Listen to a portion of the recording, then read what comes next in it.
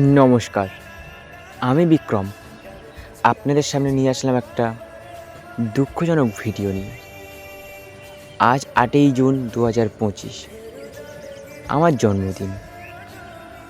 ঘুম থেকে সকাল সকাল ওঠার পরে সবার উইশ পেয়ে ভেবেছিলাম দিনটা খুব খুশিতে আনন্দে যাবে। হ্যাপি বার্থডে সবার কাছ থেকে শোনার পরে আমি খুব খুশিতেই ছিলাম। হঠাৎ করে ঘড়ি কাঁটে যখন বিকাল ৪:০৪, আমার ঠাকুমা গত হয়। ভাবতে পারিনি এমন দিনে ঠাকুমা আমাদেরকে ছেড়ে, সবাইকে ছেড়ে চলে যাবে।